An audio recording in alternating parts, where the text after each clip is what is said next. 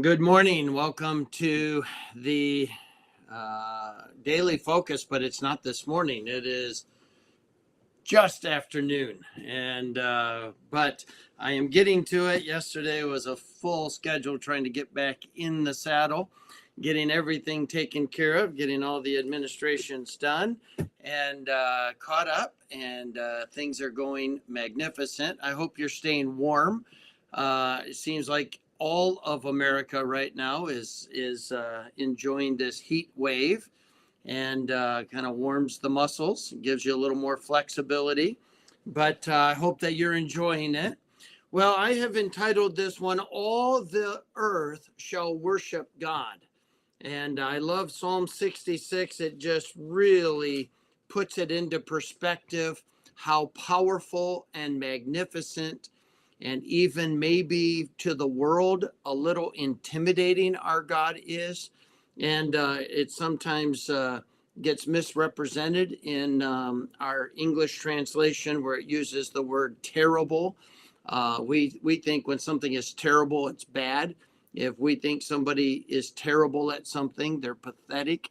The word terrible here is really just the opposite of that in the Hebrew. It really is talking about its incredible power and magnificence and intimidation. It is so powerful and so magnificent that it is intimidating to the people who are so less that way. And it uses that term.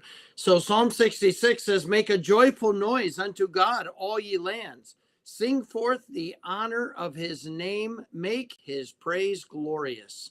Say unto God, How terrible are thou in thy works. In other words, how powerful, how magnificent you are in your works.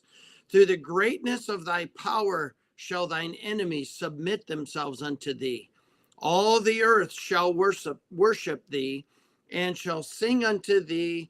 They shall sing to thy name, Selah.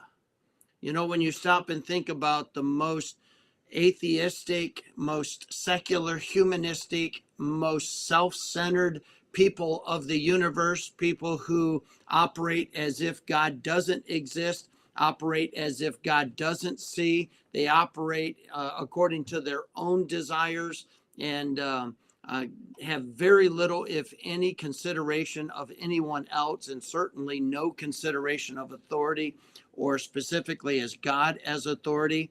Not only will they submit themselves to God one day, they will sing praise to his name. They literally will sing to his name. In other words, they will magnify him. They will worship God. Philippians chapter 2 says their knee will bow in his presence. And it's sometimes when we see how brash and arrogant people are and how stubborn people are, we think, you know, some people just never will, but they will. God will present himself in all, and they will not be able to help but bow in worship. That's what it says. And come and see the works of God. He is terrible in his doing toward the children of men. In other words, he is intimidating. He is powerful. He is so magnificent in how he deals with people. He turns the sea into dry land. They went through the flood on foot. There did we rejoice in him. He ruleth by his power forever. His eyes behold the nations. Let not the rebellious exalt themselves, Selah. Oh, bless our God, ye people, and make the voice of his praise to be heard, which holdeth our soul in life, and suffereth not our feet to be moved. For thou, O God, hast proved us. Thou hast tried us as silver is tried.